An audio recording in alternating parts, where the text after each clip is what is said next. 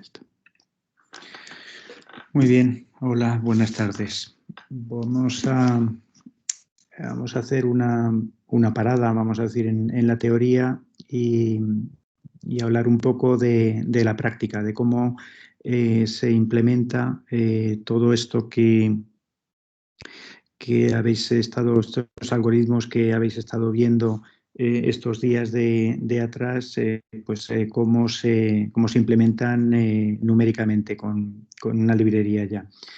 Y cuando acabemos esto, que nos durará varias clases, pues volveremos otra vez a hablar de algunos otros algoritmos para optimizar un problema que todavía no habremos cubierto la teoría, ¿no? O sea que después de la primera parte de teoría viene ahora una parte de práctica, vamos a decir, y volveremos a parte de la teoría. De hecho, hoy mismo mencionaré algunas cosas de las que quedan todavía por ver.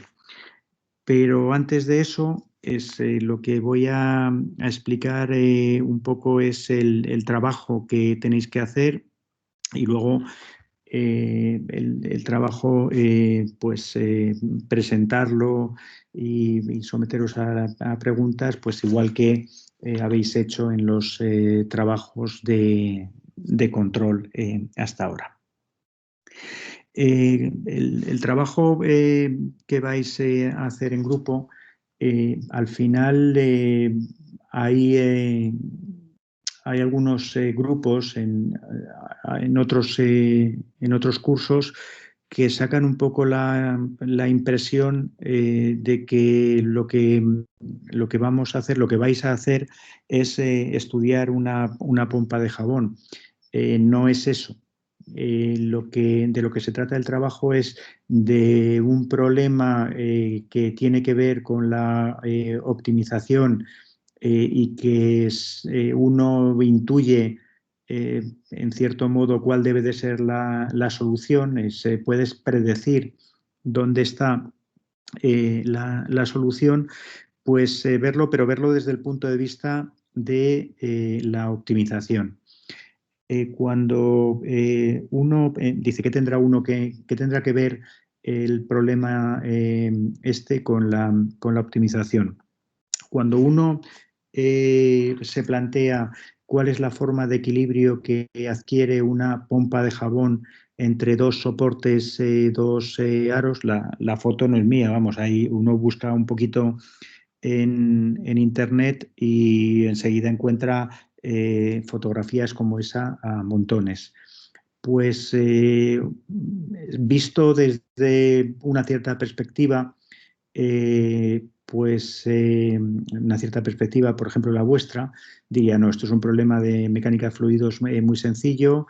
Yo pongo el equilibrio de presiones a través de la interfase, considero las fuerzas de la tensión superficial y la ecuación de equilibrio, la ecuación de las fuerzas, pues del equilibrio de las presiones dentro y fuera, hará que la pompa se me coloque como sea.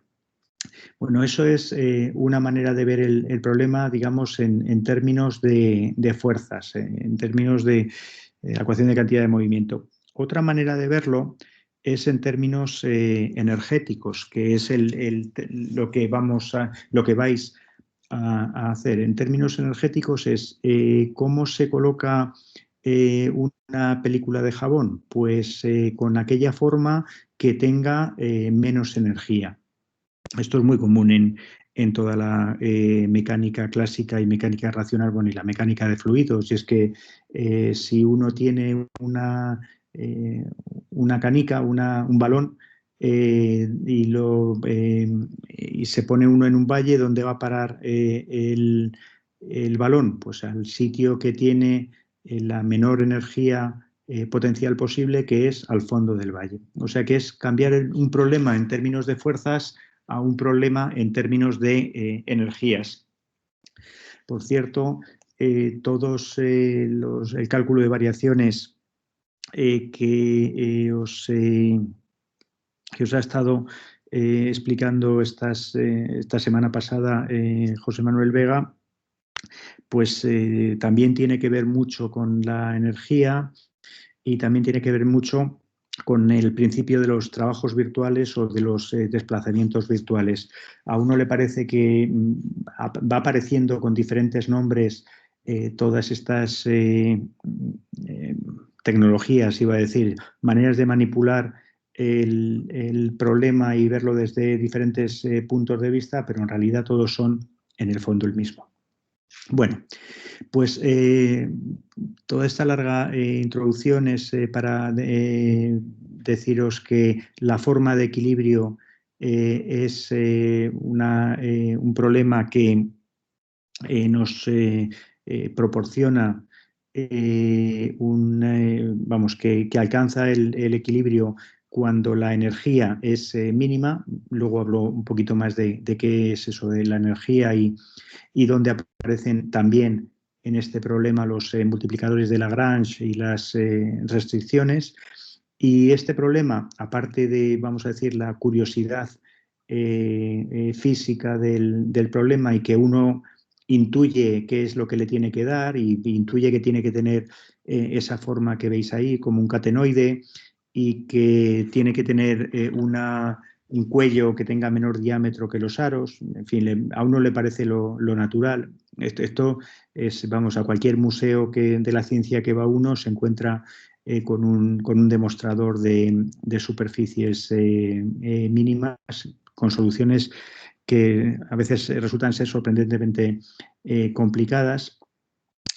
Y la ventaja que tiene este problema desde el punto de vista del aprendizaje de las técnicas de optimización es que es muy fácil el cambiar, por ejemplo, el número de variables del problema. Si uno en este problema, vamos a ver, ya está. Si uno en este problema dice, mira, pues voy a pintarlo en el mismo sentido vertical que lo teníamos antes, yo tengo unos ejes como estos, aquí estaría el radio y aquí estaría la coordenada vertical, la forma de equilibrio iba entre un punto como ese y otro punto como este, y por el otro lado el simétrico, voy a pintar el simétrico para que lo llevemos un poco más claro, pues ahora yo en este problema elijo el número de variables de la manera más fácil del mundo y cojo aquí, esto era lo que no quería hacer.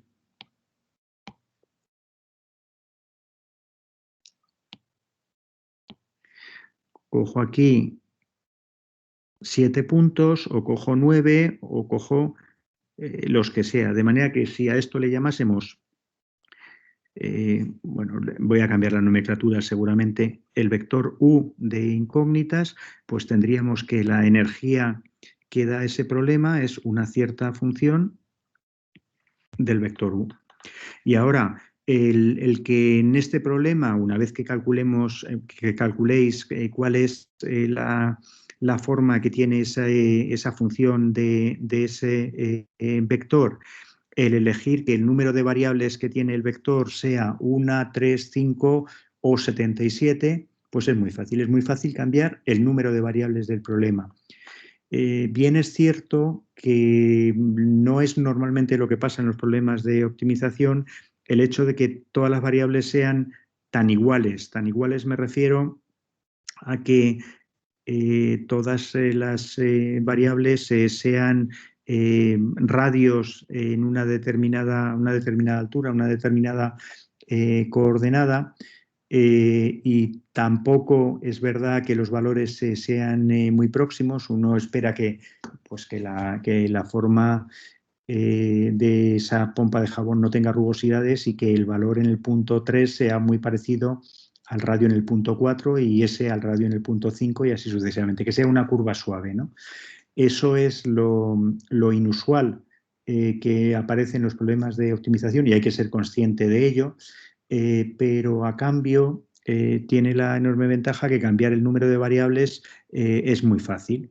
Vamos, es más que muy fácil, es trivial. No hay que no hay que esforzarse absolutamente en nada. Y, por ejemplo, el aprender a ser consciente de la maldición de la dimensionalidad, pues con este problema ejemplo es muy fácil y es que soy capaz de optimizarlo con 7 variables. Y dice, sí, pues ala, pon 14. ¿Que eres capaz con 14 y ha tardado 5 segundos? Pues ahora prueba con 21 y comprueba cuánto tarda. Comprueba cómo escala cada uno de los algoritmos el tiempo de cálculo con el número de variables. Esa es la razón por la cual decimos que hagáis este problema. Los problemas donde reside el interés en la ingeniería y en la técnica en general de la optimización no son problemas de este estilo. Así que no os centréis tanto en el problema como en los métodos de resolver el problema, los métodos de hacer mínima esta, que es lo que uno busca, es el mínimo de esa función con o sin restricciones y con varios algoritmos. Y cómo depende, por ejemplo, la solución y el esfuerzo de cálculo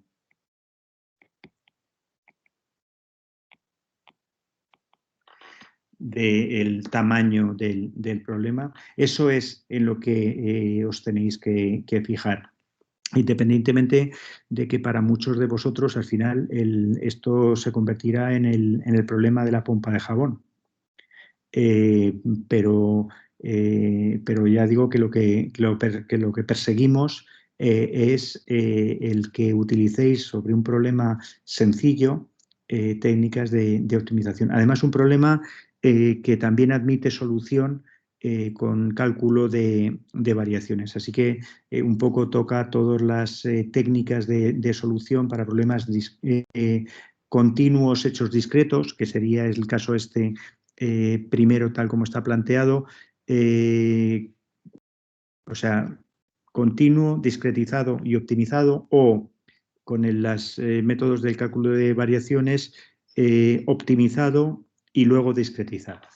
¿Sí? ¿Cómo salen, cómo llegando más o menos al mismo resultado, pues uno puede seguir un camino o puede seguir otro, y cuáles son las ventajas de hacer una u otra cosa. Así que, insistiendo en que el problema no es el problema que vamos a resolver, bueno, que también, que ayuda un poco el entender qué es lo que hay que hacer y qué solución debe de salir, pues es mucho más que eso el aplicar y aplicar bien los algoritmos y las técnicas de optimización que os estamos enseñando.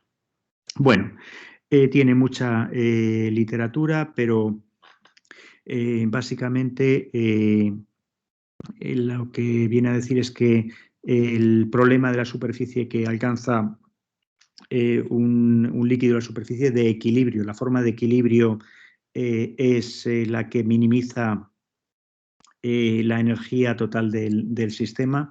Esto parece que es la pompa de jabón, pero uno deja de caer una gota de agua encima de un mantel de estos que son hidrófugos, o una gota de aceite sobre una ensalada, y todas esas formas también son superficies de energía mínima, la superficie de equilibrio que obtenga. O sea que esto es, digamos, aparece con muchísima más frecuencia que la que parece que esto solo aparece en las ferias. A modo de anécdota, otros cursos, en lugar de este problema, hemos hecho el problema de la braquistócrona, que es la curva en la cual si uno debería de construir una pista en madera, una especie de pista de estas de saltos de esquí, y en la cual si uno dejase caer una partícula, una pelota, la dejase rodar, pues alcanzaría en tiempo mínimo, salvaría en tiempo mínimo una determinada diferencia de alturas. Y eso es un problema, digamos, desde el punto de vista de la optimización, pues casi igual que este, ¿no? Sí, pondré algún ejemplo más tarde, quizás hoy, de problemas mucho más cercanos, digamos, a la ingeniería, pues de buscar el rendimiento máximo en un mapa de motor o cosas de ese estilo. Todos los problemas, ya digo, abstrayendo lo que son las técnicas de optimización, son lo mismo. El problema es antiquísimo y la solución ya la dio Euler hace, pues ahora para restar, pues hace casi 300 años, que parece increíble lo eficaces que eran los sabios antiguos.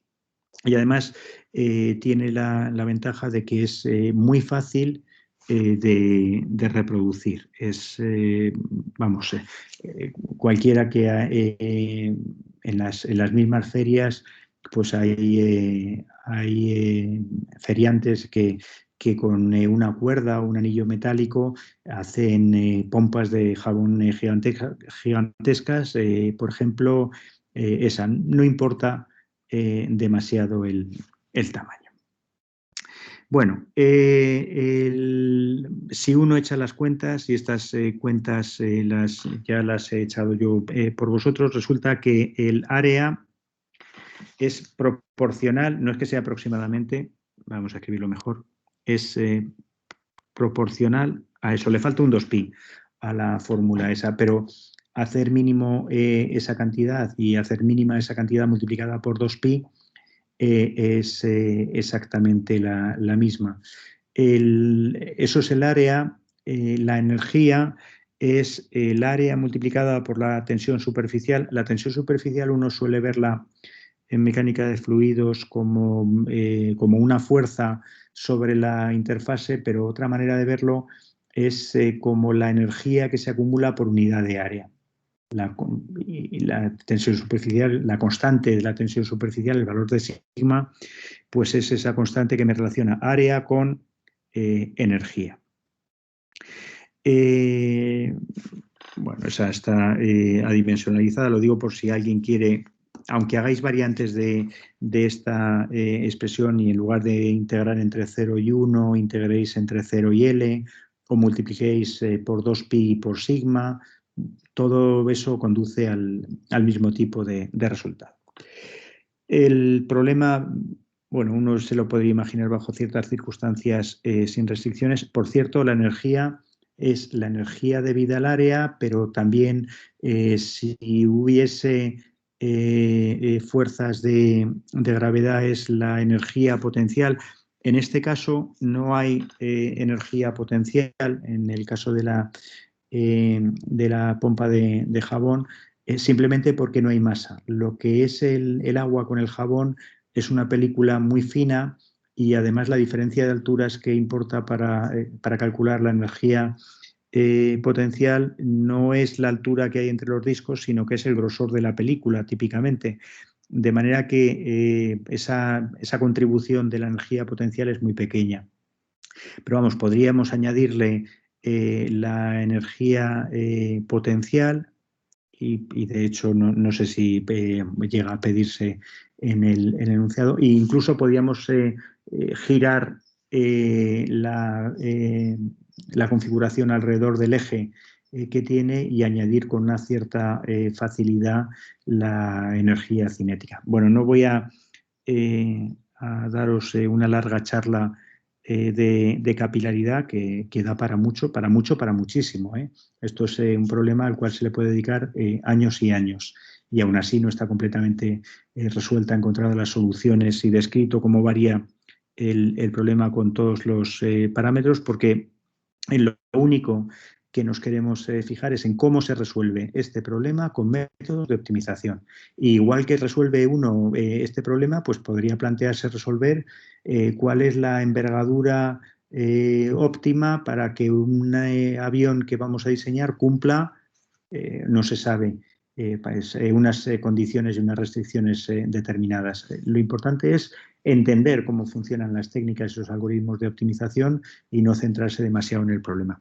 Lo que pasa es que no está mal centrarse en el problema, porque este problema con estas condiciones de contorno tiene una solución conocida y muy fácil. Es una solución en la cual f es proporcional a el coseno hiperbólico de z, la catenoide. Esto aparece mucho en problemas de optimización. Catenoide que viene de catenaria, pues es justamente la solución que toma una catenaria. Uno coge una cadena con peso y la coloca entre dos postes, una cadena o una cuerda, y la forma de equilibrio que adopta aquello es una catenoide, que es la forma que minimiza la energía potencial, en ese caso gravitatoria, de la cuerda. Me refiero simplemente poner aquí un poste, aquí otro poste y ahora una cuerda con peso entre un lado y otro. Y ese vuelve a ser otro problema en el cual se minimiza la energía, se alcanza un equilibrio cuando la energía es mínima, mejor dicho, y vamos a... Y podría uno planteárselo del mismo estilo de problemas.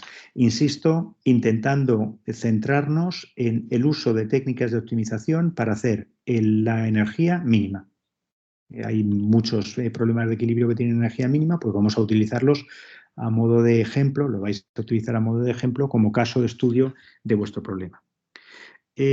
Una ligadura relativamente fácil de reproducir es fijar el volumen que hay dentro de la curva. Eso simplemente es, imaginaos que metéis los dedos en un vaso de agua y los ponéis en vertical y los separáis un poquito. Ahí el volumen de agua es, hasta que se rompa la gota, el volumen que hay. Así que uno puede imaginarse fácilmente la configuración esa. Eso es a cambio de que la presión dentro de la gota no sea la presión que hay fuera en la atmósfera. En este caso de la pompa de jabón, la presión que hay dentro de la pompa en el centro y la presión que hay por la parte de fuera es la misma, la presión atmosférica que haya. Pero en el caso de la gota ya no lo hay, y otra cosa interesante es observar que la presión es un multiplicador de Lagrange del sistema. Aquí uno puede, mejor dicho, que puede identificar el multiplicador de Lagrange convenientemente reescalado con la presión. Así que, bueno, sirve también el ejercicio este para que veáis cómo están conectadas en otras ramas de la física y de la ingeniería, las formulaciones energéticas con las formulaciones del equilibrio de fuerzas. Bueno, vamos a progresar un poco. Esto es una foto de una gota. La gota es lo negro, ¿eh? Es una gota y el eje es vertical, el eje de simetría está por aquí.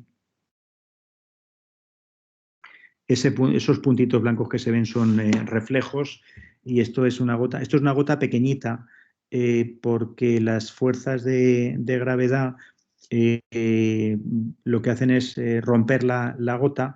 Desde luego esta gota puede tener, si es de agua, vamos a decir, del grifo, pues como un par de milímetros de altura, y si fuera de agua destilada, pues a lo mejor hasta 3 milímetros de altura, ¿no? Pero no mucho más. Y esta es una forma en la que el volumen es fijo, el volumen es todo lo que se ve negro en esta figura. He dicho 2 milímetros, está puesta la escala. Ahí esos son 500 micras, así que esto a lo mejor es 1,5 milímetros, una cosa así de altura, más o menos. Si uno no pone gravedad, pues se pueden hacer muchísimo más grandes. Vamos, de hecho, todo lo grandes que uno quiera en tamaño, y se pueden conseguir cilindros. Esto no es un catenoide ya. No es un catenoide por dos razones: porque el volumen no es el que corresponde a la catenoide y porque hay algo de gravedad, pero bueno, todavía se le parece. Ese problema ya no tiene, si hay gravedad no tiene solución analítica. Si no la hay, si uno no consigue la gravedad, sí que tiene solución. La solución esa es del siglo pasado, de Plató, de siglo pasado, de hace 2 siglos, de finales del siglo XIX. Y de 1800 y pico. Y también está calculada casi analíticamente. O sea que hay soluciones analíticas si uno las busca. Entonces, descrito ya el problema, vamos a lo que tenéis que hacer. Pues para el problema, a ver dónde está, aquí. Para el problema de minimizar el área, pues minimizar el área con restricciones de que se apoya en los dos aros. Se discretiza en n valores. Aquí la gracia es que es muy fácil poner el n que a ti te apetezca, que a vosotros os apetezca. Y si os va bien con 10, pues probar con 20. Y si va bien con 20, probar con 40 y observar que con los algoritmos el ponerme más número pues tampoco es una penalización excesiva, más número de variables, aunque tarde algo más, que con otros se hace prohibitivo el hacer un número de variables grande, y ya sabes que esos algoritmos pues, se pueden emplear pues, para números reducidos de variables, que en algunos casos algunos algoritmos funcionan muy bien cuando todas las variables son parecidas. Aquí las variables que tenemos son f sub i, con i entre 1 y n, o entre 0 y n más 1, como queráis. Aquí todas las variables tienen el mismo tipo, el mismo carácter. Por ejemplo, cuando probéis esto con algoritmos genéticos, pues vais a ver que los algoritmos genéticos no es lo que mejor se comporta en este problema. Y la razón está en la propia génesis del problema. Daos cuenta que lo que estamos minimizando tiene en cuenta las f sub i's, pero también tiene en cuenta sus derivadas. Por cierto, aquí hay que, ya me lo dirá alguien, si no, una rata, eso es, hay que poner la z en los dos sitios, o la x en los dos sitios. El cuadrado se acaba aquí. Pues de alguna manera estos son una integral de unas variables, pero las variables están muy relacionadas porque aparece la derivada, y además porque la derivada va al cuadrado, y eso quiere decir que no le gusta al área que las derivadas sean grandes, porque a base de que las derivadas sean grandes crece el área y crece crece el área total que hay. Esto, por ejemplo, imaginaos la diferencia que hay entre un bote cilíndrico completamente liso o un bote corrugado para que haga una especie de fuelle para que permita la expansión. Pues tiene mucha más superficie la parte del cilindro corrugada que la parte del cilindro que sea lisa. Bueno, y yendo a lo que es optimización, que es lo que nos interesa, pues discretizando el problema, pues bueno, primero convertirlo en una función discreta. Daos cuenta que el proceso es, tengo un funcional continuo, ahora lo discretizo, que sería este primer paso, y ahora optimizo o minimizo la función discretizada. Lo digo porque en el último, penúltimo apartado de las cosas que tenéis que hacer va a ser lo contrario. Va a ser, tengo el funcional, encuentro dónde está el mínimo analítico, vamos a decir, en la parte continua del problema, y una vez que llego a la parte continua del problema, como no sé resolver en muchas ocasiones el problema analíticamente, pues lo resuelvo numéricamente. Un poco para que veamos los dos enfoques y los dos caminos y qué ventajas, para que veáis, no, yo ya lo tengo visto, es para que veáis y os empapéis de cuáles son las diferencias entre una cosa y otra. Bueno, utilizar al menos un método basado en el gradiente, los algoritmos que ya sabéis, con y sin restricciones. Ahora lo mismo, pero con un método heurístico. Esto es lo que no se hace cuando uno aplica un método de optimización. Es cuando uno hace diseño con optimización, lo que le cuesta es hacer el modelo. Lo que le cuesta es el equivalente a hacer el punto 1 de este ejercicio, que aquí es, vamos a decir, relativamente fácil.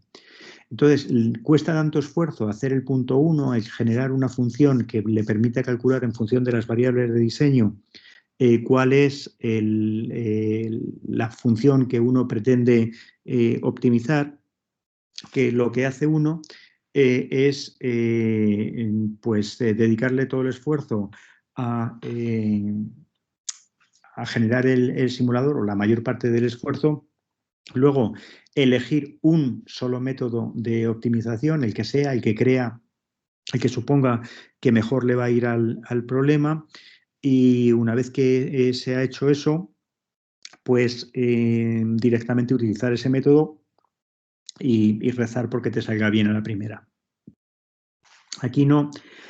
Aquí vamos a hacer esto que sería, vamos a decir, poco práctico, que es hacer de dos maneras distintas la misma cosa y repetir el trabajo. No te debería de dar el mismo distinto resultado por un método u otro, pero la idea es pues que como dice en el punto 3, comparar la eficiencia de unos y otros en términos de si me ha salido bien, mal o regular, y cuánto rato me ha costado de ordenador y cuánto tiempo me ha costado a mí. La aproximación contraria es calcular la ecuación de Euler, resolver el problema variacional continuo y luego resolverla analíticamente si se puede. En algún caso sí que se puede, porque ya he dicho que la solución era la catenoide. Hay que arreglar un poquito aquí las constantes. ¿Dónde estaba la catenoide? Aquí. Pues hay que arreglar un poquito porque hay que poner aquí una constante y aquí otra constante y ajustar los valores de las constantes para que cumplan las condiciones de contorno, pero aparte de eso, pues poca cosa más hay que hacer en el caso que admita esa solución.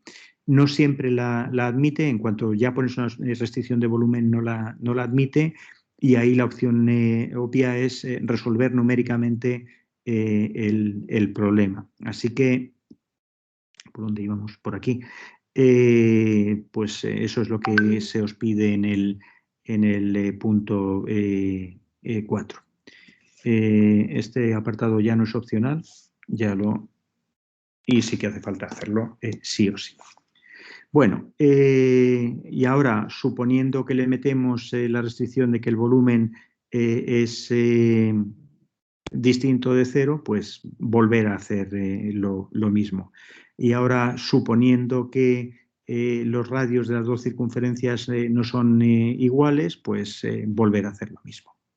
Así que en realidad pues es, digamos, explotar todos los algoritmos que os hemos enseñado, todos o varios por lo menos, y que os vamos a enseñar, pues intentando fijarse uno en lo posible en el comportamiento de todos los algoritmos y en las conclusiones pertinentes a la parte, digamos, de optimización. No se trata de que os hagáis unos expertos en capilaridad, ni mucho menos, ni expertos en mecánica de fluidos dominada por las fuerzas de la tensión superficial, que ya digo que es un campo que da para una profesión, que da para vivir de ello, vamos. Sino que de lo que se trata es de que aprendáis a utilizar las técnicas de optimización para ese problema. Bueno, he estado media hora hablando del trabajo que tenéis que hacer. Si alguien quiere, puede ya ir empezando a hacerlo.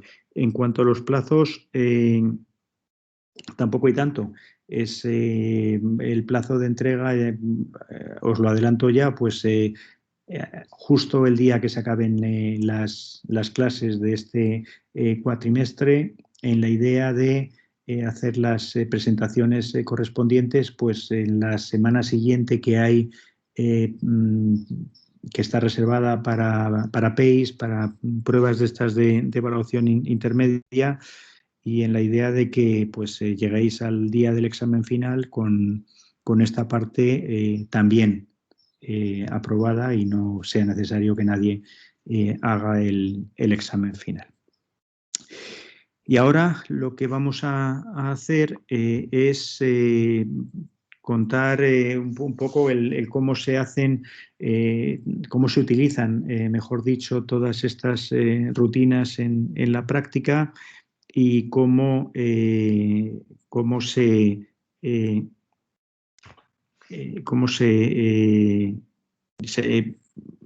se hace de manera práctica, vamos a decir, parte de las cosas estas. Por supuesto, si uno utiliza las ecuaciones de Euler-Lagrange para determinar la formulación continua del mínimo de ese problema que tiene ahí, al final se le va a quedar una ecuación diferencial ordinaria. En este caso es no muy complicada de resolver, pero que no tiene solución analítica. Bueno, sí que la tiene, pero no es nada fácil encontrarla. Así que tendréis que encontrar esa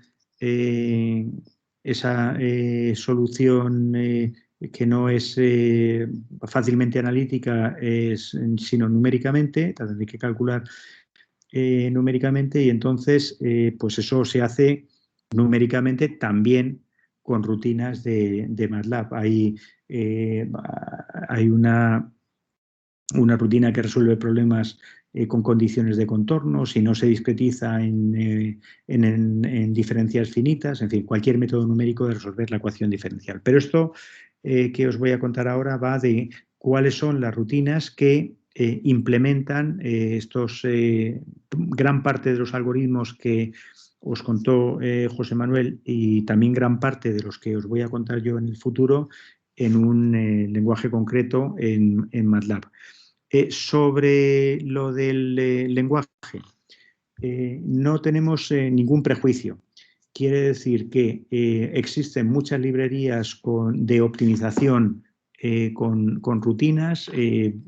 Esta que voy a incidir yo con mayor detalle es la de la toolbox de dos toolboxes de MATLAB. Esta más otra que se llama Global Optimization. Esto en realidad, si habéis instalado el MATLAB entero, pues no lo notáis si la rutina viene en un pack o en el otro. Si uno no tiene la fortuna de que le paga el MATLAB la universidad, como es vuestro caso y el mío, pues y estás en una empresa y tienes que comprar toolboxes, pues te lo empiezas a pensar, ¿no? Y te hace falta que te compres las dos para este lado, que pague la licencia por las dos. Decía que no tenemos ningún prejuicio. A nosotros nos parece lo más conveniente utilizar las de MATLAB, porque tenéis el MATLAB, porque habéis hecho en la primera parte de la asignatura toda la parte de control con MATLAB y Simulink, que al final es todo parte de la misma familia, del mismo pack. Vamos a calificar, y porque siempre está bien utilizar MATLAB por varias razones, porque en realidad es un estándar. Ahora en la ingeniería, vamos a ver, en la ingeniería de hacer pequeñas cosas, si uno hace un código de CFD, pues o lo hace en C++ o lo hace algo en Python, digamos, se utiliza otras opciones, pero para las pequeñas, medianas cosas, el MATLAB bueno, y sobre todo para la teoría de control y otras disciplinas en las que se han desarrollado bajo MATLAB toolboxes adecuadas, pues es la herramienta de opción. Pero decía que no somos en esto exclusivistas. Si alguien quiere utilizar Scilab o Octave. En realidad, estas dos segundas no tienen mucho sentido ahora porque son derivados gratis de MATLAB. Como ya tienes el MATLAB, pues no hay que, como lo tienes gratis, que bueno, no es gratis, pero como te lo han pagado, como te han dado esta oportunidad, pues lo otro es poca opción.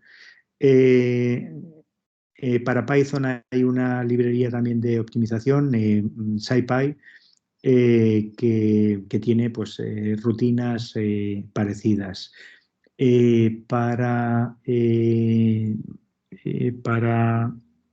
Lo diré, para Fortran también hay librerías, para C hay librerías, para todo, vamos, para todo, para casi cualquier lenguaje de optimización popular que a uno se le ocurra, hay librerías. Aprovecho para hacer un comentario general, no solo a la optimización, no solo al control, sino a cualquier otra asignatura.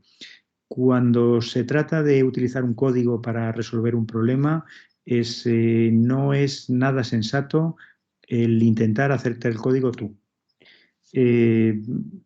Aquí uno que fuera muy sobrado dice, no, tengo que hacerme en CFD, no pasa nada, que yo me programo el OpenFOAM en 15 días ya lo tengo funcionando. Hombre, no creo.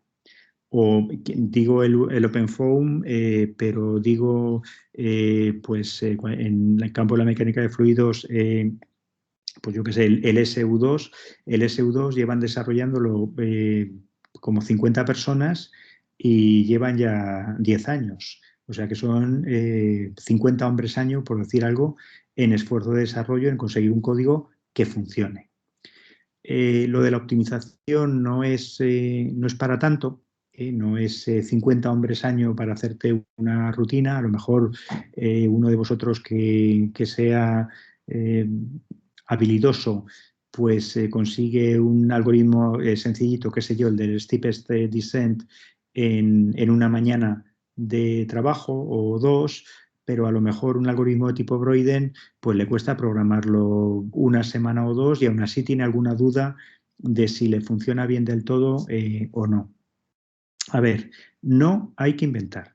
No hay que inventar, si tienes que hacer algo, mira a ver si alguien ya ha hecho el trabajo por ti y tiene el código disponible gratis. Si no lo tienes gratis, paga. Lo de paga quiere decir que pagar vale la pena. Ese código que ha costado desarrollarlo 50 hombres año, pues si te lo tuvieran que pagar a ti, pues multiplica 50 hombres año por tu sueldo anual y mira a ver cuánto estarías dispuesto a pagar. Esa es un poco la medida que tienen las cosas. Si algo está hecho, utilízalo tal cual. Ese es el comentario de y no hay que programarlas. Lo que dice que también hay generadores de código, este en particular, pues ahora ya lo han deprecado, ya ha desaparecido del MATLAB, pero bueno, cuando está escrita esa transparencia todavía funcionaba. Bueno, alguna manera de no tenerse que acordar de memoria de todos los detalles de programación que, por otra parte, son bastante fáciles. Entonces, ¿qué es lo que hace uno? Pues primero se compra la librería o si es gratis, el SciPy es gratis del todo, se lee el manual y luego pues le toca elegir. Esta página está copiada hace algunos años del manual de referencia del MATLAB en la parte, digamos, de métodos basados en el gradiente. Bueno, no exactamente con algún matiz, pero digamos en la parte de la Optimization Toolbox y no en la parte de la Global Optimization Toolbox, que hay más. En esta tabla de elección, pues uno elige qué tipo de problema, eso es la columna y qué tipo de restricción o restricciones tiene, y eso son las filas, y en base a eso elige una rutina, una función determinada de la toolbox de optimización. Hay el primer caso, el de la esquina superior izquierda, choca un poco, es en un tipo de problema lineal sin restricciones, dice no hay mínimo. Esto, que lo veremos más adelante con el método del simplex, merece un poco el contarlo. Imaginaos un problema que fuera solo en dos variables, lineal. Este además tiene una interpretación geométrica muy sencilla. Y yo intento minimizar una función que es del tipo f, minimizar o maximizar, igual a una constante a por x menos una constante b por y. No, vamos a poner más. Con a y b positivas. A mayor que 0 y b mayor que 0. Pues las líneas f igual a la constante son así. Entonces, con la f creciendo hacia allá y decreciendo hacia el otro lado. ¿Esto tiene límite? Pues no, porque no hay nada que lo pare. No hay nada que lo pare. Me refiero a que si yo quisiera maximizar la f, pues me voy en la dirección de la flecha todo lo que quiera y cada vez la f es más grande. Si yo quisiese minimizar la f, pues me voy en el sentido contrario a la flecha. Esto sería f constante. Es bueno, vamos a poner simplemente f, que lo de la constante despista un poco. Si yo quiero hacerla muy negativa, pues me voy en la dirección contraria. Y ese es el sentido que a uno le puede chocar un poco de no hay mínimo o es constante la función. Claro, la función lineal y sin restricciones, pues no hay nada que pare a la línea. Por cierto, hay un algoritmo bastante antiguo del cual hablaremos si nos da tiempo en alguna clase, que se llama el algoritmo del simplex, y esto es del que lo inventó, que se llama Tanchig. Danzig como el corredor de Danzig. Pues el método del simplex lo que te viene a decir, dice, no, mira, si tú tienes ahora los mismos ejes, si tienes una colección de restricciones, puedes tener las que quieras. Por ejemplo, esta y que mire para allá, esta y que mire para acá, otra y que mire para allá, y yo qué sé, y otra que viniera por aquí y que mirase hacia adentro. El problema es muy fácil. Cógete un haz de rectas paralelas a las verdes que tenías encima. ¿Y cuál es el punto óptimo? Este. Es como coger una escuadra y un cartabón, ir trazando paralelas y ir yéndote todo lo lejos que puedas.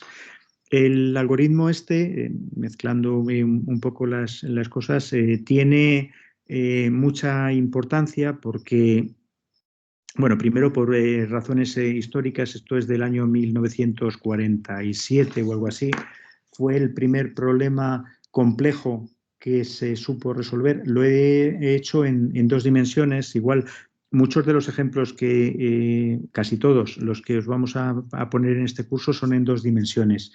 Eso no es porque le tengamos especial cariño a las dos dimensiones, sino porque en dos dimensiones es muy fácil pintar las cosas y yo creo que a estas alturas todos estaréis convencidos de cómo funciona este algoritmo del simplex. Por cierto, hay otro algoritmo del simplex que es el algoritmo de Neldernet, que también se llama del simplex. Llamado, pero es una cosa completamente distinta del simplex. Pues un abuso, digamos, de la palabra en otras dos circunstancias. Pues decía que esto de utilizar dos variables, pues sirve para que uno sea capaz de hacer ese dibujo y sea capaz de que entendáis directamente que esto no puede ser de otra manera. Tanto el de arriba, como en el cual se ve que no tiene, en el dibujo de arriba, que no tiene límite el proceso, como en el dibujo de abajo, en el cual se ve que sí que tiene límite, que es el punto este, vamos a pintarlo en otro color más, ese que tenemos ahí. Decía que el algoritmo del simplex tiene mucho predicamento. Primero porque fue el primero que sirvió para resolver problemas complejos. Alguien me dirá, hombre, un problema lineal con restricciones lineales no es que sea muy representativo de la vida real. No os creáis en los problemas eh, iba a decir de ADE, ¿no? de administración de empresas y de economía. Casi todos los modelos que uno tiene son lineales y con restricciones lineales. Y los problemas de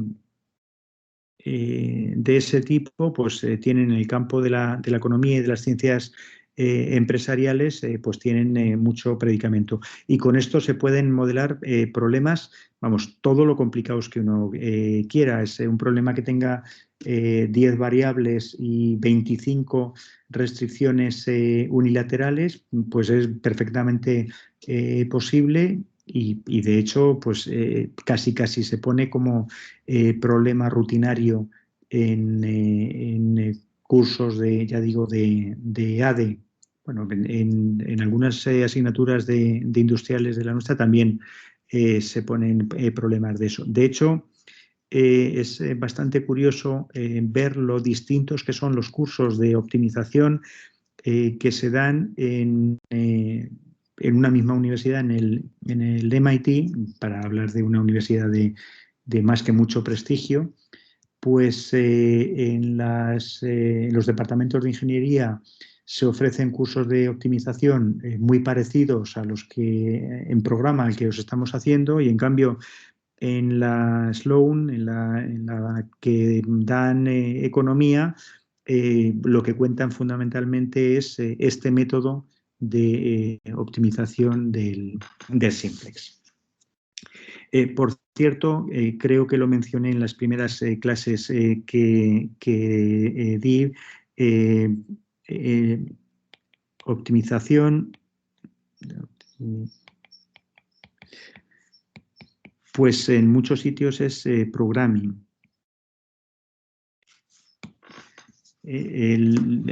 Uno ve, por ejemplo, el método del simplex, busca uno un libro, un texto que se llame Linear Programming y aparece esto del simplex, o Quadratic Programming.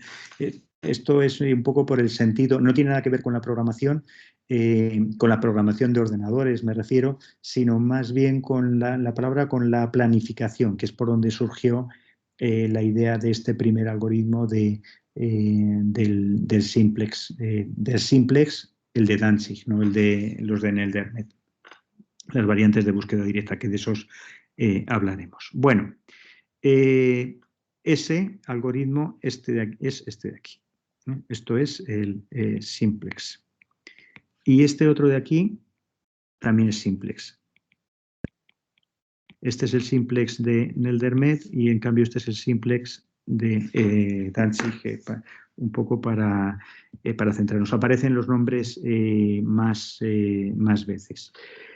Y luego, pues otras dos palabras mágicas, digamos, en todo este gráfico son este, que parece que es un solo algoritmo, pero en realidad son bastantes englobados dentro de un mismo número. La F viene de la función, el min de buscar el mínimo, y UNC viene de sin restricciones, unconstrained. Y constrained es este otro de aquí. Así que este sería unconstrained y este otro sería constrained. ¿Vale?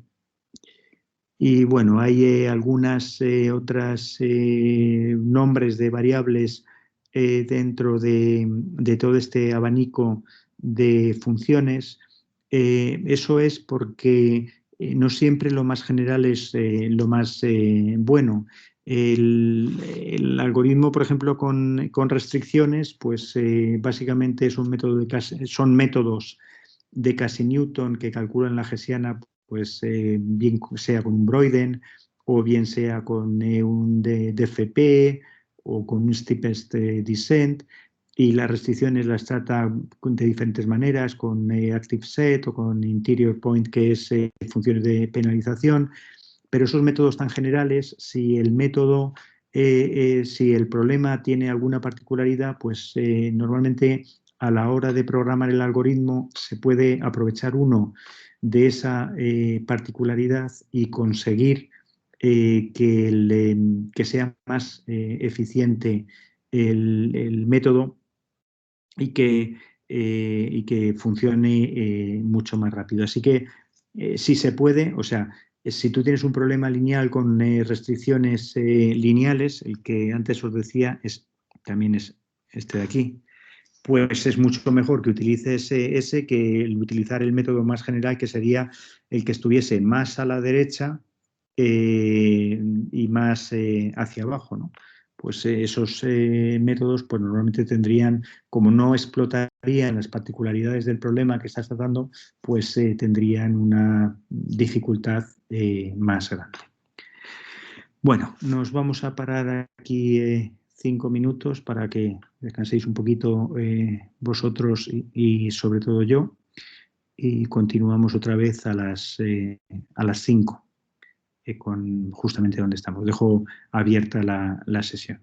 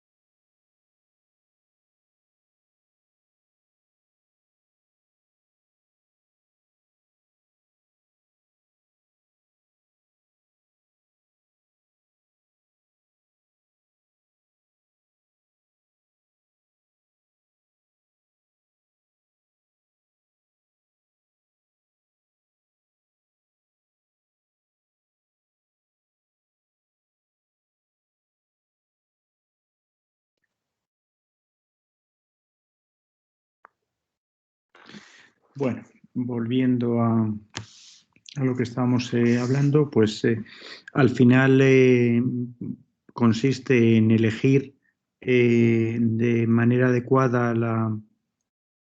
la función que toque en cada momento y luego poner y definir de manera adecuada cómo son la función y las restricciones. Por poner un ejemplo, bueno, no lo he dicho, pero esta presentación y el trabajo los tenéis ya puestos y visibles en Moodle.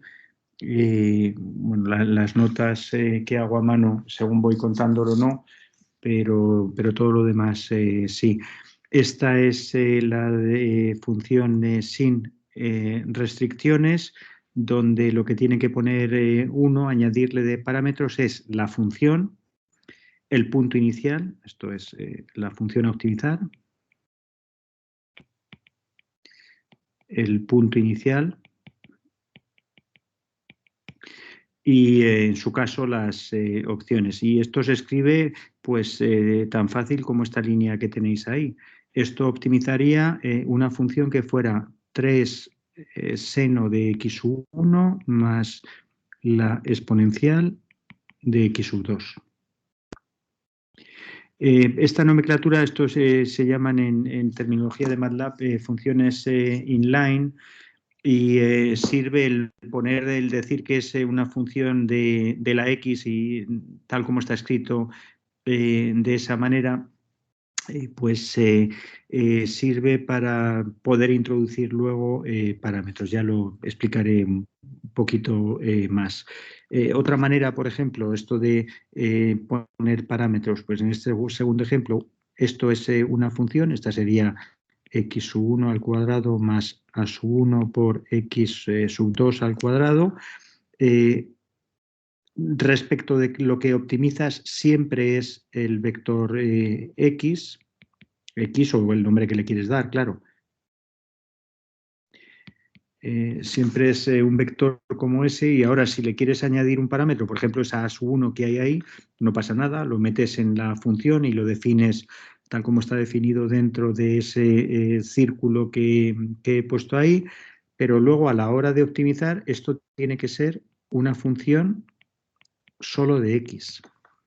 Y por eso es por lo que está escrito así. La función que he definido es una función de x, del vector x, y de un parámetro a sub 1, podríamos poner a sub 1, a sub 2, a sub 3, todos los que quisiéramos, y entonces hay que convertirlo en algo que sea solo una función de x, y eso es lo que se hace diciendo lo del @x que hay al principio. @x quiere decir que es una función solo de x, y ahora tú pones aquí tu función que sea del vector x, y z y lo que quieras, pero solo función del vector x.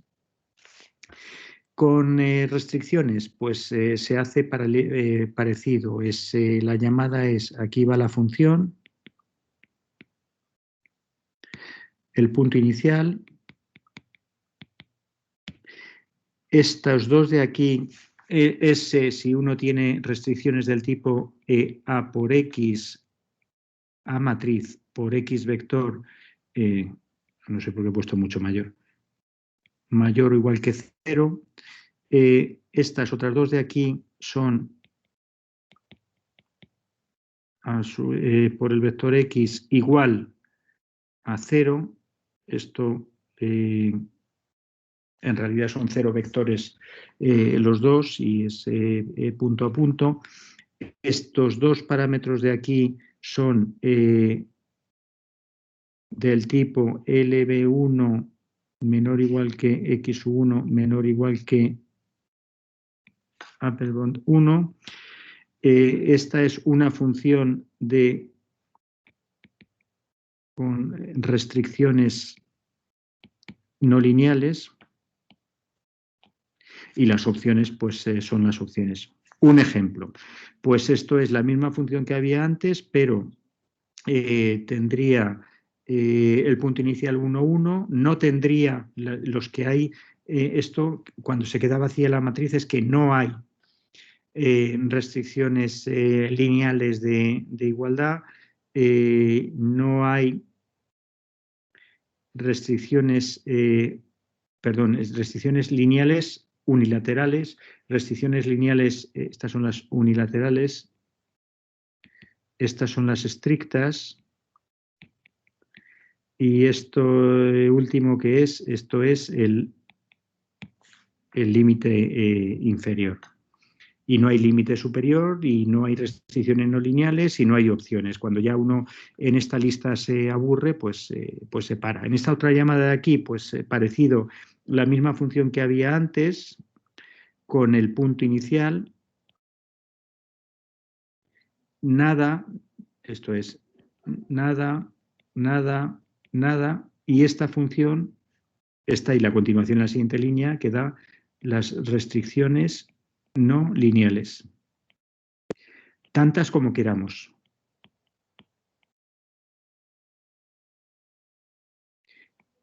Y unilaterales y o estrictas.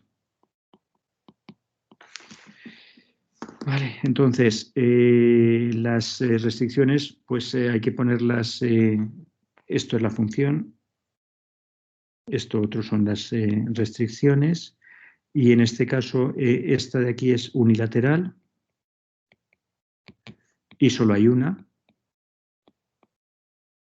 Si hubiera dos, pues no pasa nada, pondría uno C de 1 igual y C de 2 igual.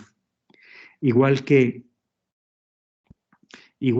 el CEQ, las que luego se ponen ahí, pues no hay ninguna, pero podríamos poner C de 1 igual a lo que fuera, C de 2 igual a lo que fuera. Igual a lo que fuera me refiero igual a una expresión determinada. O sea que aprendiéndose un poco, siguiendo estos ejemplos, ahora os voy a enseñar más ejemplos, y siguiendo todas estas pautas es muy fácil el escribir el problema, y ya veis que, porque lo he rellenado de comentarios por todos los sitios, pero realmente es completamente conciso. Bueno, no me voy a meter, bueno, sí brevemente con la optimización global para que nos demos cuenta de algún posible, en los ejemplos que os voy a enseñar ahora, de algún posible problemilla que tenemos. ¿Qué pasa si la función es como esa? Esta función tiene nombre, se llama la función de Rastriggi, y es una función con bastante mala idea, vamos a decir.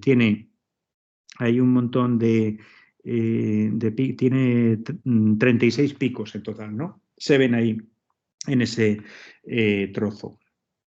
Y va alternando picos muy amplios con cosas que son cero o no tan cero. Y lo que es muy fácil ahí es, dependiendo del punto en el cual uno empiece a iterar, pues puede que acabe en el mínimo de los mínimos. El mínimo de los mínimos en esa función, tal como está escrita, está en el punto 0, 0. Si os dais cuenta, en el punto 0, 0, pues x sub 1 y x sub 2 son 0, así que los dos primeros, estos dos factores de aquí serían 0 y 0. Aquí tendríamos el coseno de 0, que es 1, el coseno de 0 otra vez, que es 1, así que tendríamos 20 menos 20, valdría 0.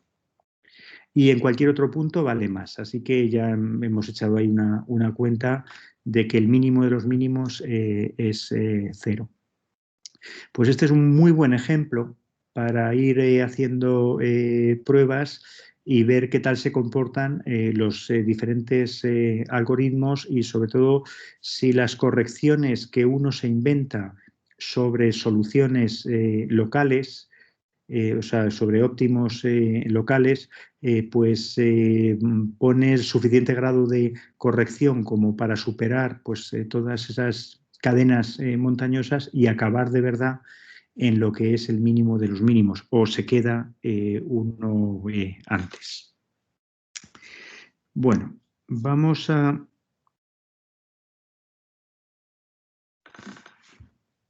cambiar completamente digamos, de plataforma y voy a compartir ahora si lo encuentro, voy a compartir toda la pantalla que me parece más fácil. Venga, a ver. Y dentro de toda la pantalla, pues vamos a ver unos cuantos ejemplos en MATLAB. Todos los ejemplos que os voy a enseñar, cuando esto quiera funcionar ahora. Esto es aquí. Y vamos a empezar.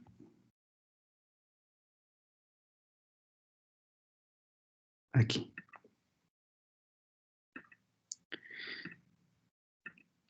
Bueno, primero me paso al directorio. Estos son de las tres funciones que ya vimos en el... Se lee bien, ¿no?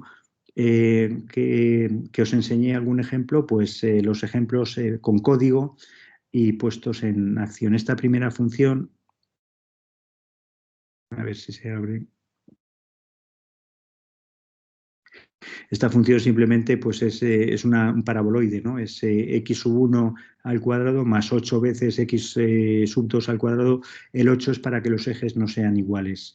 Esta otra función es la función bimodal que teníamos antes, y esta otra es pues la función de Rosenbrock con un parámetro epsilon es una centésima. O sea que es todo completamente clásico. Los códigos los tenéis todos puestos en el Moodle. Ahí, a partir de donde pone el capítulo, creo que se llama Optimización y MATLAB o una cosa así, pues tenéis todos estos códigos para que los tengáis, para que os hagáis una idea y para que los toméis como plantilla, digamos, para hacer los ejemplos. Así que, bueno, por revisar un poquito el código, bueno, el código se lee muy fácil. Esto es inicializar y limpiar todo, inicializar el punto inicial en el punto 1, 1. Espero que se vea bien al tamaño que lo tenéis vosotros, porque vamos, yo tengo una cierta dificultad. Es por culpa de mi vista, pero bueno, tenéis los ejemplos si alguien quiere ver algo. Todas estas opciones que hay aquí, pues sirven, bueno, primero para tomar las opciones por defecto de la optimización sin restricciones. Esto es para decirle que no escriba información de debugging, aquí en la pantalla esta de aquí abajo, de cómo va la cosa, para decirle que quieres un algoritmo quasi-Newton. Si no le dices nada, pues yo creo que la opción por defecto es que calcule numéricamente el gradiente y la hessiana, y que además lo calcule con, ahí lo diré, lo calcule con un BCGS, un algoritmo de Broiden. Y esta otra opción es para que pinte los puntitos. Ahora veréis qué es lo que hace. Pero aparte de las opciones, optimizar es escribir esto. Es todas las salidas posibles, el valor de la X del óptimo, el valor de cuánto vale la función en el óptimo que ha encontrado, el valor de la bandera de salida. Esto es una estructura donde pone cantidad de información, y luego el valor del gradiente y el valor de la hessiana en el mínimo, en el punto final donde lo tiene, y luego pues, simplemente escribirlo. Y luego para las otras funciones, pues es que es exactamente lo mismo. De hecho, como lo hice, es escribirme la primera, que es la que cuesta más, y luego cambiar donde antes ponía @f1, pues ahora poner @f2. O sea que esto tiene bastante poco misterio. Bueno, explicado el código,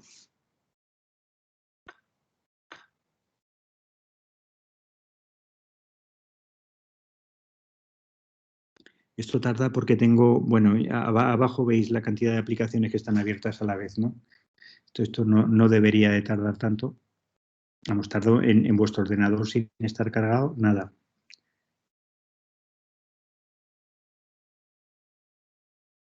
Vale. No sé si habéis llegado a ver la secuencia con la que han ido apareciendo los puntos. Ahora pongo los dibujos cuando salga la función de Rosenbrock, lo voy comentando un poquito más.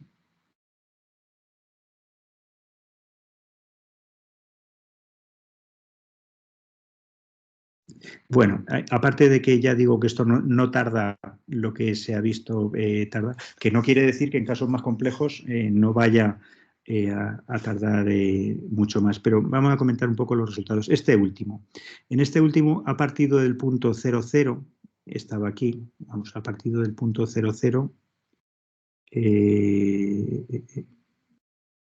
perdón, ha partido del punto -2, 0. Ese era el primer punto. ¿Vale? Entonces, a partir del -2, 0, que estaba -2, 0, estaba por aquí, a partir de aquí.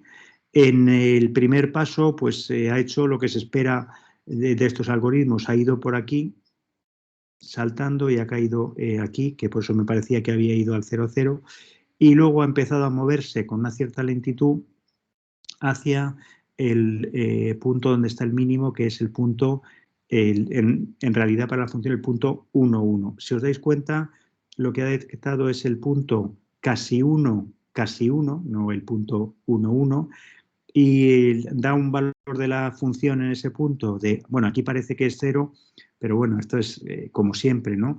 Parece que es 0 porque no hay suficientes decimales escritos. Si uno escribiese cuánto vale el valor de la función menos 0, pues le aparecería que era 10 a la menos 6 o una cosa de ese estilo.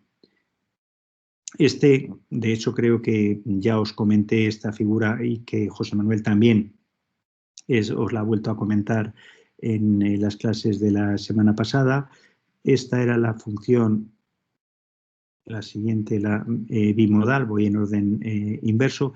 Aquí hemos partido de un punto que estaba, mejor no hacer conjeturas y mirarlo. El punto era el 0,53, 0,53, este de aquí. ¿Vale? Donde tengo la crucecita.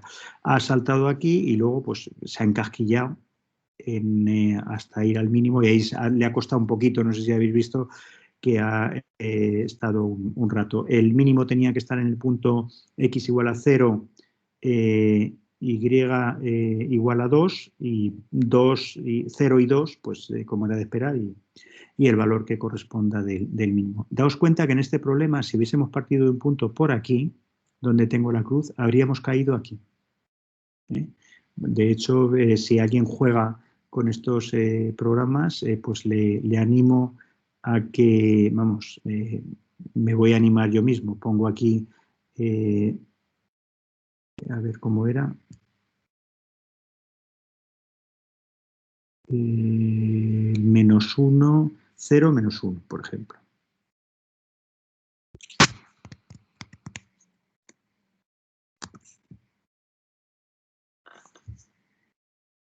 Y nos esperamos otro ratito.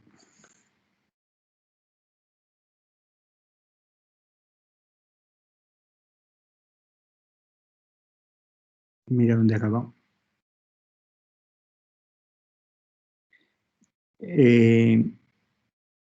Esto le da a uno un poco de pie a reflexionar.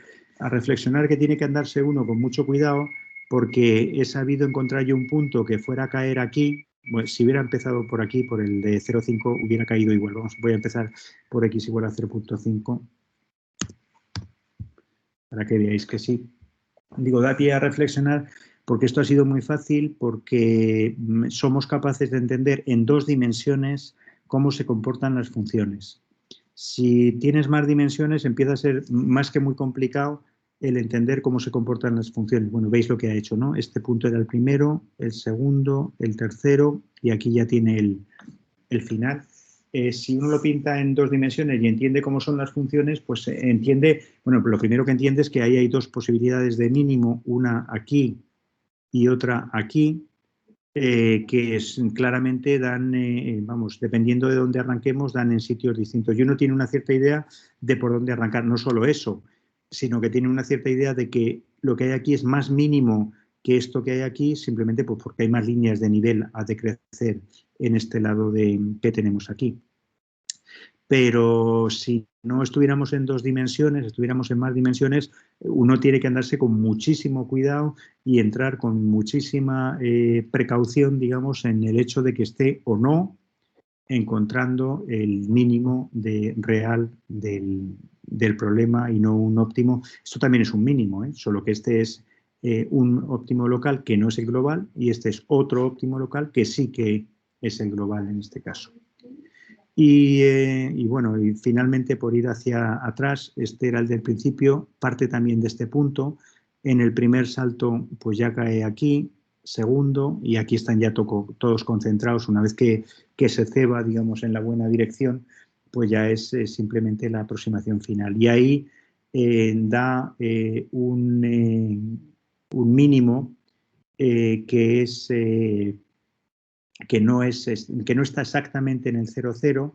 Esto es otra de las razones por las cuales es muy importante escribir o mirar por qué se ha parado la función y darle niveles de información. Hay otros ejemplos por aquí que dan más nivel de información.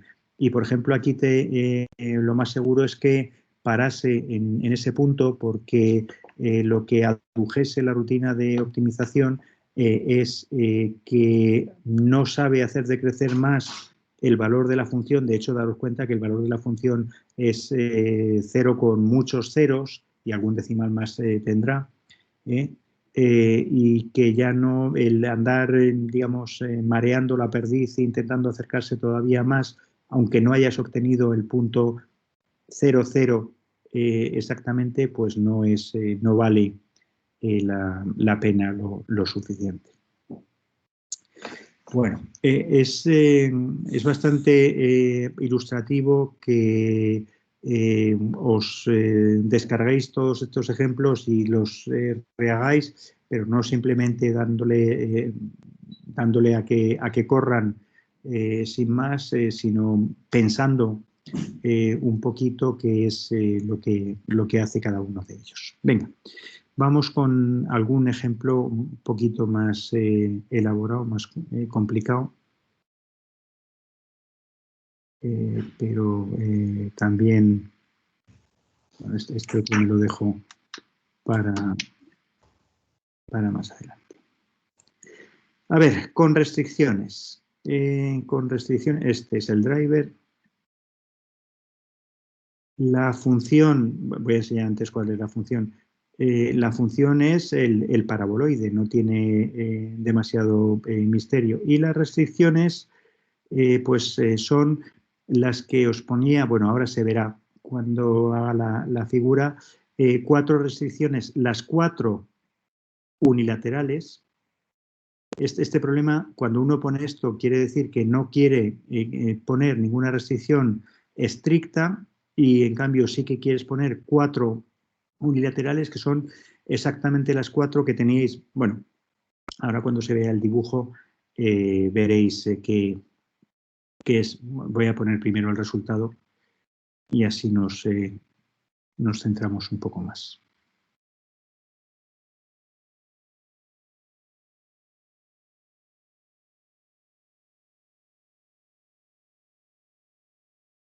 Bueno, este dibujo ya os lo enseñé, se trata de encontrar el mínimo restringido a estas 4 restricciones que hay aquí, que eran las que os enseñaba antes. Si os dais cuenta, cuando lo hacía analíticamente, os ponía que posibles mínimos eran este, donde tengo la cruz ahora, y este otro. El 1 porque la restricción era tangente a una curva de nivel, el vector gradiente de la función y el vector gradiente de la restricción eran colineales, llevaban la misma dirección, y el otro porque estaban porque se cortaban dos restricciones y ocurría que justo en la esquinita era el punto donde estaba la curva de nivel más interior. Esto, el dibujo de la izquierda y la gráfica de la derecha, son con el mismo programa y en cualquier caso solo encuentra el programa una solución. ¿Cómo me las he arreglado para que coja una o la otra? Bueno, lo primero, llevando claro que había dos, y lo segundo, partiendo de puntos diferentes. En este he partido del punto donde tengo el cursor, en este momento de aquí, y en cambio en este otro he partido de este otro punto. Entonces, encuentra dos mínimos en dos sitios muy distintos. El primer mínimo, el del 1,0,5, ese que tenemos ahí, el valor de la función es 3, en el otro el valor de la función es 3,56. Ahora es cuando se sabe distinguir que este es más mínimo que el otro, ¿no? Es el de los dos que hay, no hay más que dos en el problema, pues de los dos que hay, pues el primero de ellos es más mínimo que el otro. Vamos a ver si se agranda. Ahora se ve bien grande. Bueno, se ve cómo esta curva de nivel es completamente tangente a la restricción, en ese punto donde tenía antes el cursor. Bueno, se ve ahora que lo he hecho más grande, otro punto más. Daos cuenta que esto ha tenido aquí uno, otro y al final el del mínimo. Y aquí, en cambio, pues ha hecho uno y ahí parece que hay dos o tres hasta que ha sabido meterse dentro del rinconcito. Insisto en que la interpretación cuando estamos en dos dimensiones es muchísimo más fácil que cuando uno está en más dimensiones y digamos, el número de dudas es más pequeño, mucho más pequeño que en otros casos. A ver si esto soy capaz de cerrarlo.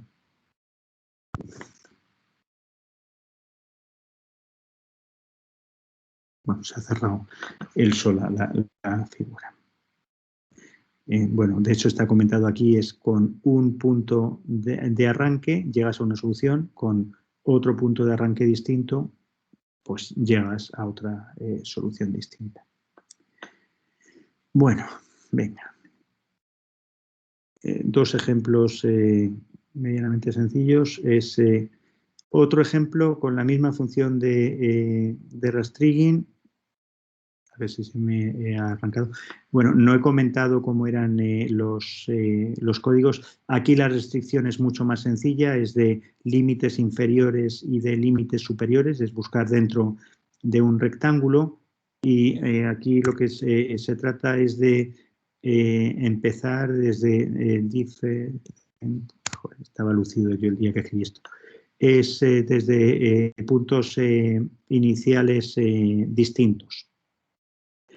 De manera que, bueno, el código en sí mismo, si os dais cuenta, es unas cuantas opciones para elegir el método y la llamada a la rutina de optimización, que es nada más que esto, donde lo que tienes que dar como datos es qué función quieres optimizar, estaba sin parámetros, qué punto inicial quieres utilizar, qué restricciones unilaterales lineales quieres utilizar, qué restricciones estrictas lineales quieres utilizar, que no quieres utilizar ninguna de las dos, qué tipo de caja, digamos, de límites quieres utilizar en las variables. Estas son las restricciones no lineales, que en el ejemplo anterior sí que hacían falta, ahora no. Y bueno, dos veces lo mismo. Bueno, hay algún comentario que estaba hecho por ahí. Pues a ver qué pasa. Este ejemplo es bastante curioso porque si os dais cuenta, hemos partido de aquí y hemos ido a parar a un mínimo interior, hemos partido de aquí y hemos ido a parar a un mínimo exterior, que es donde la línea de nivel, que no se ve, tiene tangente vertical, que más o menos se intuye, que hemos seguido la mejor línea de nivel. insistir con estos ejemplos que lo que uno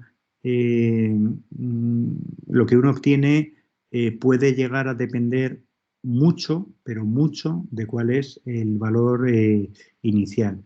Y que además, y esto es un buen ejemplo, pues dependiendo de cómo sean las cosas, pues puede ocurrir que acabemos encontrando un mínimo en el interior del dominio permitido, o puede que acabemos encontrando un mínimo en la frontera. Y que, por decirlo de alguna manera, pues igual de posible, no voy a decir de probable, igual de posible es que te pase una cosa o la otra.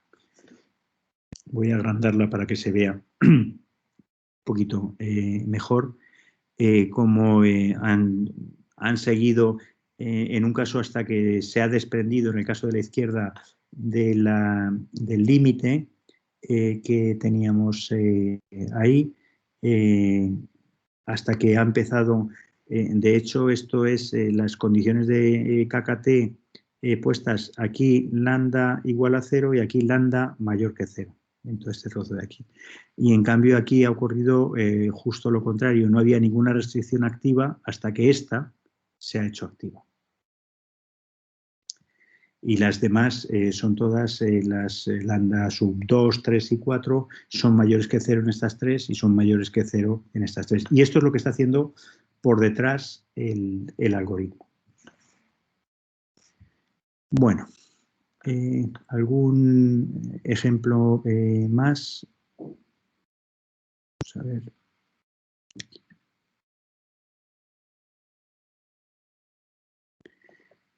Aunque no hemos hablado de ellos, voy a poner unos pocos algoritmos genéticos para que veáis lo distinto que es el comportamiento en la práctica.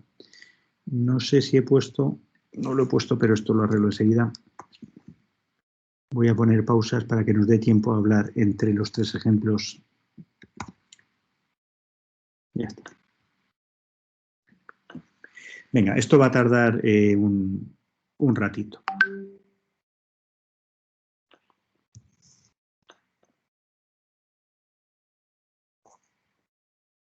Bueno, no sé si veis evolucionar, a ver si hay suerte y lo puedo poner en grande.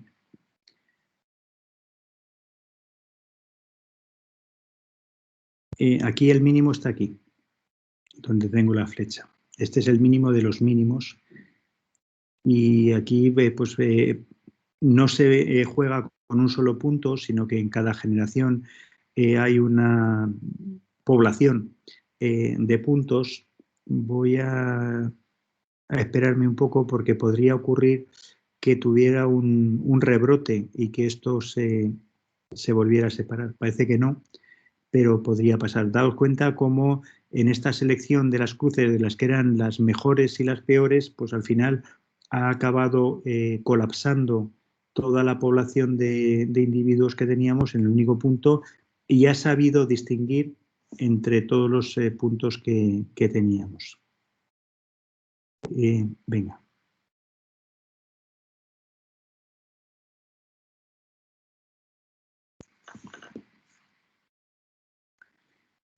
Daos cuenta que el enfoque del algoritmo es completamente distinto. No sé por qué no le hace caso a las pausas. Ah, sí, ahora está parado. Digo, el enfoque es completamente distinto, no es una prueba que voy haciendo de un punto al siguiente, como hacíamos en los algoritmos de tipo gradiente, sino que es una nube de puntos que toca todos los palos a la vez, por decirlo de alguna manera, y que intenta obtener pues el mejor de los resultados. Daos cuenta que ha atinado bastante bien en los dos casos. En ambos casos, tanto en la función que ya he quitado la gráfica como en esta otra función que he pintado ahora, pues el mínimo está en el punto 0, 0 y el valor de la función es precisamente 0. Y el último ejemplo, que a ver cuál es. Ah, mira, esta es la función de Rosenbrock otra vez.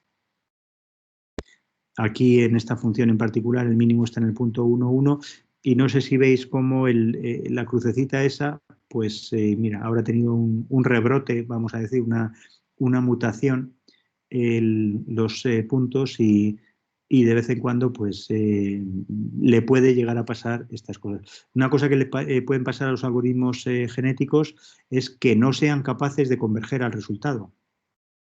Debía de haber dado en el punto 1,1 y fijaos que ha dado en el punto 0,8, 0,9. Eso sí, con un valor de la función muy próximo a 0, que es el que tiene en el mínimo. Y a ver si hay algún ejemplo más aquí.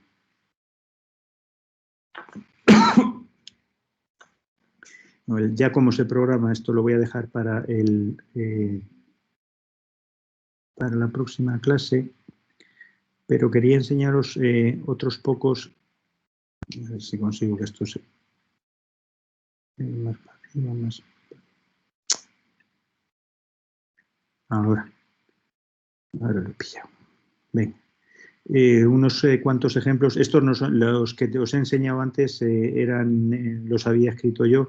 Estos los encontré ya escritos en la propia toolbox del MATLAB, pero es interesante, bueno, aparte de ver lo fácil que es programarlos, pues un poco comentar qué es lo que hacen. Esto es, a ver si sale. Esto es una función de una sola variable, que es todavía más fácil que las de dos variables, y esto es un poco para comparar cómo diferentes algoritmos, este encuentra el mínimo, no sé si veis el circulito, si se ve en la pantalla que estáis viendo vosotros, el circulito pequeñín ahí que atina con el mínimo global. Hay otra rutina que se llama fmin bound, que tampoco requiere de punto inicial y también encuentra el mínimo. Y aquí yo creo que hay unos cuantos ejemplos en los que se ve cómo, empezando con un método de tipo gradiente en diferentes sitios, pues acabas en el círculo rojo. Esto no es el mínimo global. De hecho, esto ni siquiera es un mínimo en el sentido de mínimo dependiente de cero, sino que es un mínimo en la frontera. En este otro, si empiezas en el otro lado, es un mínimo porque te chocas contra la frontera. Y ahora los demás, pues te encuentras un mínimo de verdad, un mínimo local de verdad. Aquí, curiosamente, empezando desde este punto, acabas en la frontera, cosas de la vida. Empezando en este punto, acabas en la otra frontera. Empezando en este punto, acabas en el mínimo de verdad. Y bueno, y empezando aquí, es en 10, acabas en la propia frontera. Esto es un poco para que saquéis para hacerlo en grande, un poco la sensación que numéricamente, pues incluso en un caso tan sencillo y dependiendo de dónde empieces, con rutinas que no están pensadas para explorar todo el espacio de posibles puntos iniciales, pues esto es como un poco como jugar jugar a la ruleta rusa, ¿no? Daos cuenta que en este mínimo de aquí, en ningún caso hemos conseguido entrar. Habría que haber probado, pues, bueno, ni siquiera en este que nos pasamos hacia este punto de aquí, a lo mejor en un punto como este, pues sí que conseguía uno este mínimo, que no es fácil explorar todo el espacio de mínimos y de máximos que tenemos.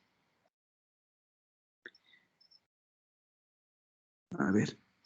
Venga, este ejemplo también es interesante porque esto es sobre un mapa de un supuesto motor de combustión, pues en realidad lo que lee es una matriz. No sé, aquí. Esto viene dado por puntos el mapa de la máquina. Y lo que buscamos es con cualquiera de estas rutinas, pues a ver si sale el dibujo en algún momento.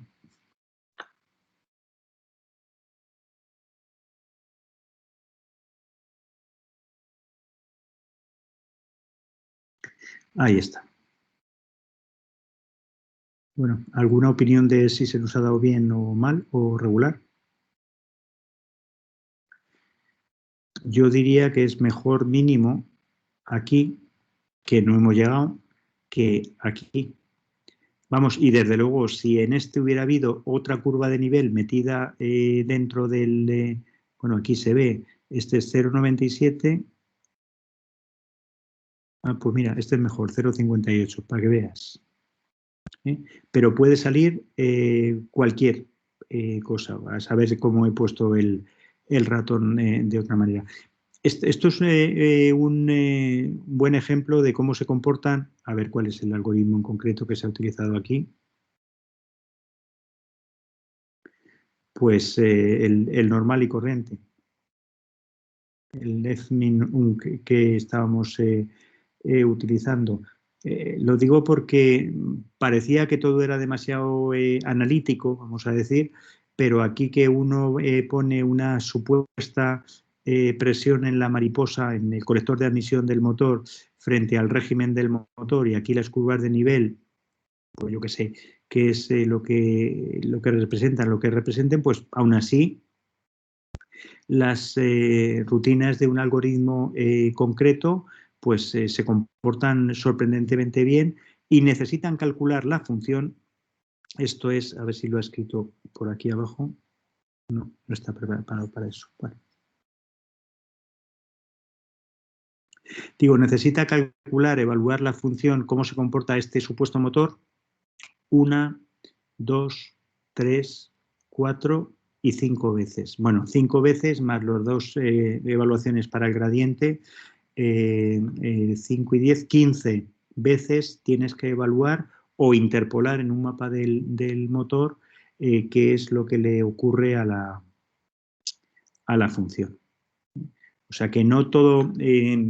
empezaba la clase a las 4 diciendo que no sacaseis conclusiones de que solo vais a optimizar una gota. Lo que vais a aprender es a cómo se comportan los algoritmos, y igual que se comportan para este problema que vais a hacer, pues se comportan para el mapa de un motor, con la diferencia de que aquí, para hacer un escenario realista en el cual hubiera una tercera, cuarta o quinta variable, pues a saber qué es lo que tendríamos que hacer, al saber cuál sería la complicación de cálculo de la función objetivo, no del algoritmo de optimización.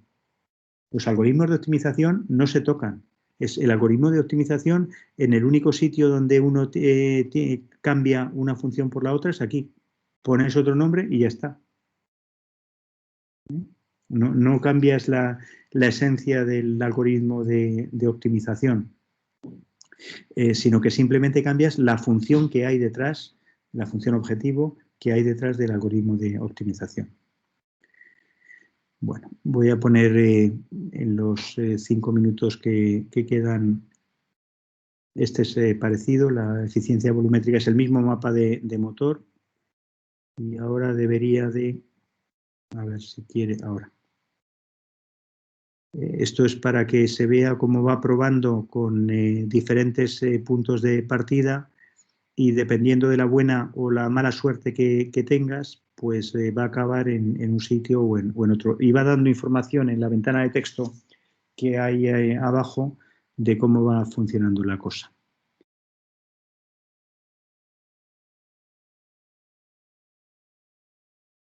Esto un poco creo que os da la idea para un mapa en el cual no hace falta ser un lince para ver que la eficiencia volumétrica máxima está más o menos por donde he puesto la flecha, pues las posibles dificultades que puede tener los algoritmos hasta que encuentran el punto donde uno quiere.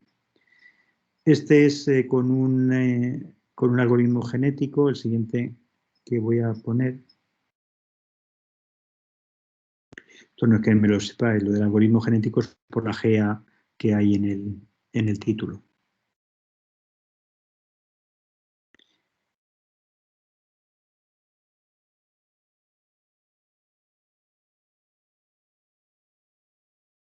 Esto he dicho un algoritmo genético, pues sí. El rojo no sé cómo lo ha calculado, pero un poco para que que veáis. Hay algunos, este es curioso, este es el mismo que hemos visto, pero con una gráfica un poco distinta y con unos parámetros del algoritmo genético distintos. Con menos individuos, el que os he enseñado antes tenía más puntos, perdón, por población, y queremos llegar aquí, donde tengo la flecha. Si tiene poca variabilidad genética entre generaciones, pues, y poca mutación, pues puede ocurrir que se encasquille en alguno de los mínimos, eso ya ha pasado, a ver cuánto progresa.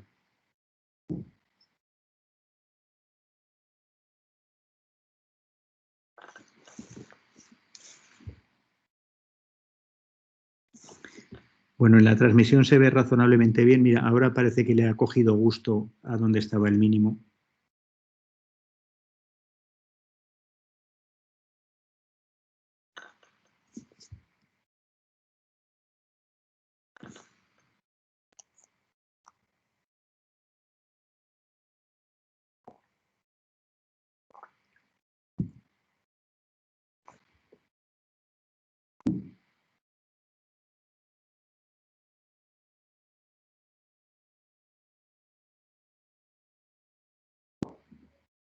Venga, al final. Y no ha encontrado el máximo. Por cierto, mirad el mensaje que escribe abajo. Ha alcanzado el máximo número de generaciones permitido. Eso no quiere decir que haya encontrado esto es una razón para pararse. En todas las rutinas bien hechas de algoritmos de optimización es importante que se pare por algo, pero que se pare.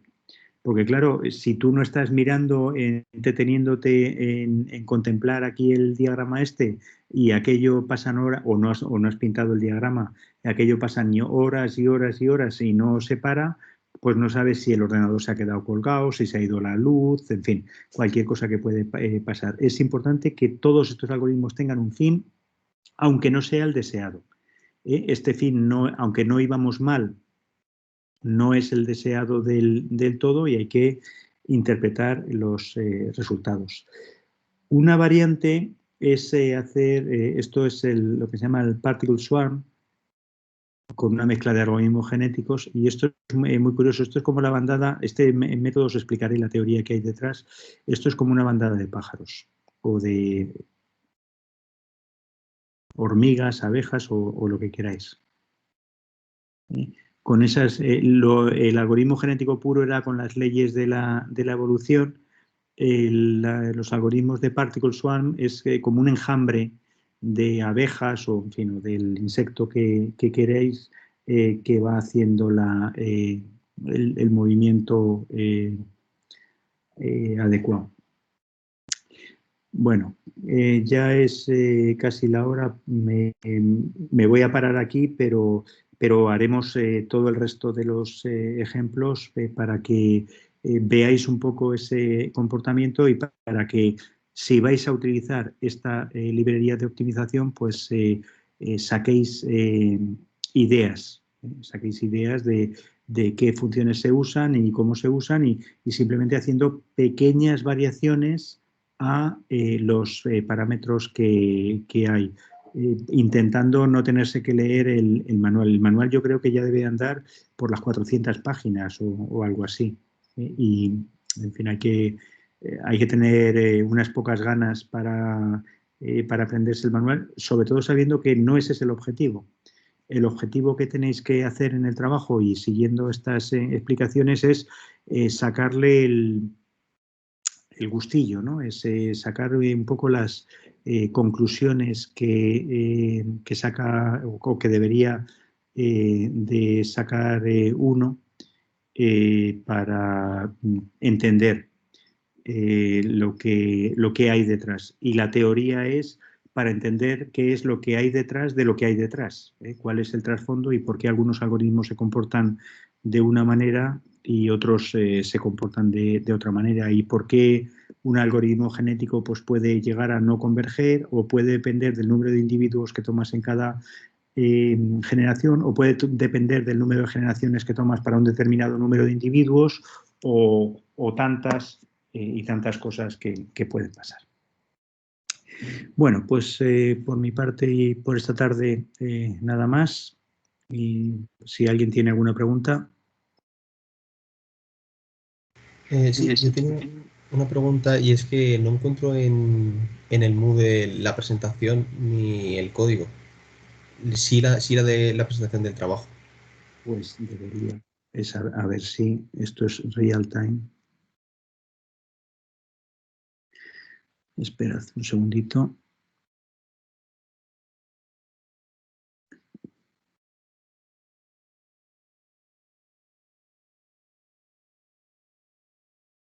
Sí que están en lo que pone tema 12.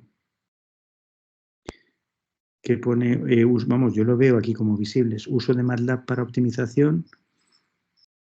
Esperad un momentito. Voy a ponerlo. Voy a poner como si yo fuera estudiante para que veamos lo mismo.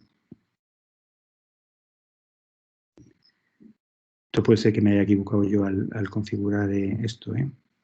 Cambiar el rol a estudiante. Ya está. Y ahora voy a proyectar la pantalla también.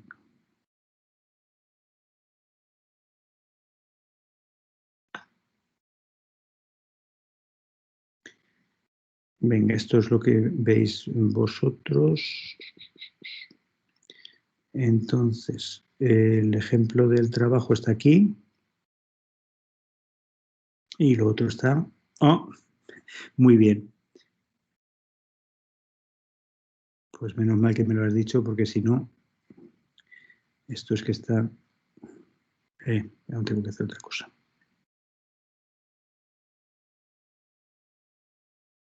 Pues yo vengo a hablar y no...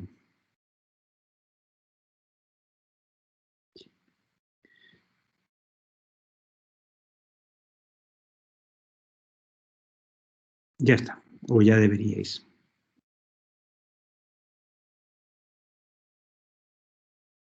Hay cosas que todavía no están puestas, pero que lo estarán. Bueno, venga, esto arreglado. ¿Más cosas? Muchas gracias. Pues nada, pues muy bien. Pues entonces hasta el miércoles a las 4. Hasta luego.